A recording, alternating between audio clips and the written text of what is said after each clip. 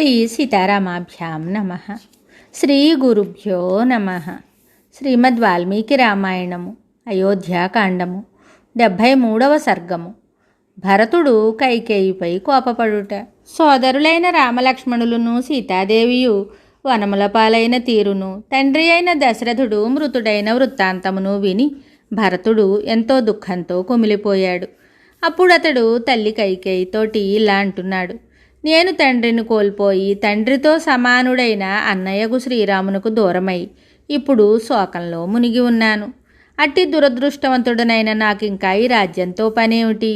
మహారాజును పొట్టన పెట్టుకున్నావు, శ్రీరాముని అడవుల పాలు చేశావు, పుండు మీద కారం చల్లినట్లు నన్ను ఎడతెగని దుఃఖములకు గురి చేశావు. నీవు ఈ ఇక్ష్వాకు వంశమును నశింపచేయుటకు కాళరాత్రివై దాపురించావు. నీవు ఇంతటి దుర్మార్గురాలు అని తెలియక నిన్ను కట్టుకొని మా తండ్రి మండుచున్న కొరివిని కౌగలించుకున్నాడు. ఓ పాపాత్మురాలా, మా మహారాజును మృత్యువు కౌగిట చేర్చిన పుణ్యము నీదే. ఓ కులకళంకిత, ఈ వంశము వారి సుఖములను శాశ్వతముగా నేలపాలు చేశావు. సత్యసంధుడు మహాయశస్వి అయిన నా తండ్రి దశరథ మహారాజు నిన్ను గట్టుకొనిన నేరమునకు నేడు తీవ్రమైన దుఃఖమున కృంగిపోయి ప్రాణములను కోల్పోయాడు. ధర్మ పరిరక్షణమే పరమావధిగా గల నా తండ్రి దశరథ మహారాజును ఎందులకు హతమార్చితివి?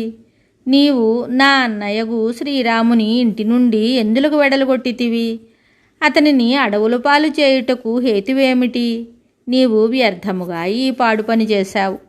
పుత్రశోకమునకు గురి అయి కుమిలిపోవుచున్న కౌసల్యామాతయు తల్లి సుమిత్రాదేవియు నా తల్లివైన నీ యొక్క పంచన చేరి ఇంకా బ్రతికి ఉండుట దుష్కరము. మా అన్న శ్రీరాముడు ధర్మాత్ముడు, పెద్దలకు సేవలు చేయుటలో నిగ్గు తేలినవాడు. అతడు తన తల్లియగు కౌసల్యాదేవిని సేవించినట్లే నీ విషయమును కూడా చక్కని గౌరవాదరములతో ప్రవర్తించుచుండెడివాడు కదా. అట్లే దూరదృష్టి గల మా పెత్తల్లి కౌసల్యామాతయు ధర్మబుద్ధితో నిన్ను తన సోదరుని వల్లే చూచుకుంటూ ఉండేది కదా. ఓ పాపాత్మురాలా, అట్టి ఉత్తమురాలైన కౌసల్యాదేవి యొక్క తనయుడును మహాత్ముడును అయిన శ్రీరాముని నారచీరలను ధరింపచేసి వనవాసమునకు పంపితివి. ఇప్పుడైనను నీకు ఏమాత్రము విచారము కలుగటలేదా? శ్రీరాముడు అందరిలోనూ మంచినే చూసేవాడు. మహాశూరుడు, ధర్మాత్ముడు, సజ్జనులలో వాసిగన్నవాడు. అట్టి సత్పురుషుణ్ణి నారచీరలతో వనములకు పంపి ఏం బావుకొనదలిచితివి? శ్రీరాముని ఎడ నేను ఎట్టి భక్తి విశ్వాసములను కలిగి ఉన్నవాడనో ఆశాపాతకురాలవైన నీవు ఎరగవు. అందువలననే రాజ్యలోభంచే నీవు ఈ గొప్ప అనర్థాన్ని తెచ్చిపెట్టితివని నేను అనుకుంటున్నాను. పురుషశ్రేష్ఠులైన రామలక్ష్మణులే నాకు నిజంగా శక్తి ప్రదాతలు.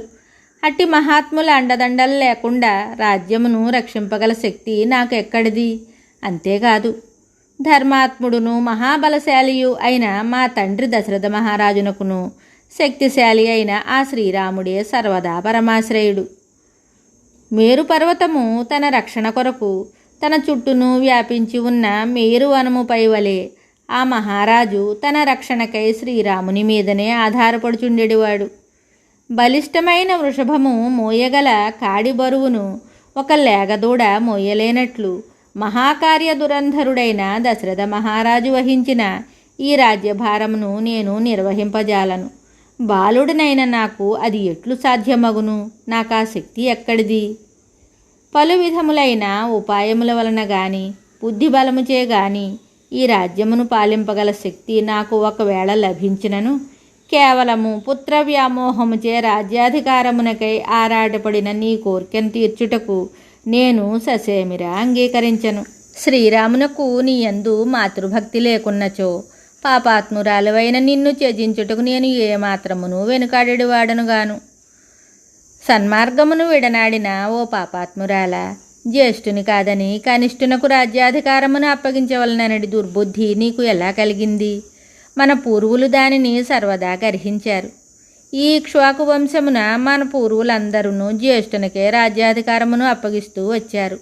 అది మన వంశ సంప్రదాయము.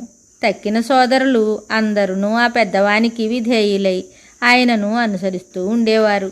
ఓ క్రూరాత్మురాల, పరంపరగా వస్తూ ఉన్న రాజధర్మములను నీవు ఎరగవని నేను అనుకుంటున్నాను. ఒకవేళ ఆ రాజధర్మము తెలిసినను నీకు దాని ఎడల ఆదరభావం లేదని నేను అనుకుంటున్నాను. జ్యేష్ఠుడు రాజ్యాభిషిక్తుడగుటయే అవిచ్ఛిన్నముగా వస్తూ ఉన్న రాజధర్మము. ఇది రాజులందరికీ సమానంగా వర్తిస్తుంది. ఇక్ష్వాకు ప్రభువులు దీనిని విశేషంగా పాటిస్తారు. ధర్మరక్షణకై దీక్ష వహించిన వారును వంశ చరిత్రలచే వాసికెక్కిన వారును అయిన ఇక్ష్వాకు ప్రభువుల సచ్చరిత్ర గౌరవము ఈ సందర్భమున నీ వలన దెబ్బతిన్నది. నీవు జన్మించిన కేకయ వంశమునకు చెందిన పూర్వరాజులు కూడా సచ్చరిత్ర గలవారే. కానీ నింద్యమైన ఈ బుద్ధిమోహము నీకు ఎలా దాపురించింది?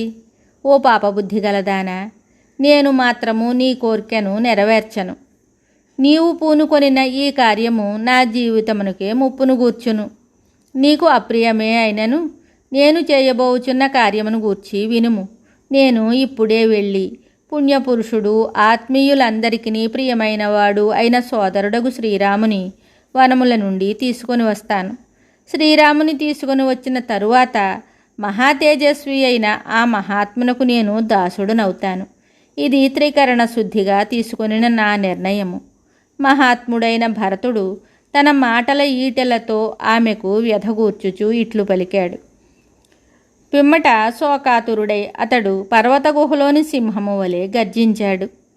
వాల్మీకి మహర్షి విరచితమై ఆది కావ్యమైన శ్రీమద్ రామాయణమునందలి అయోధ్యాకాండమునందు 73వ సర్గము సంపూర్ణం. శుభం.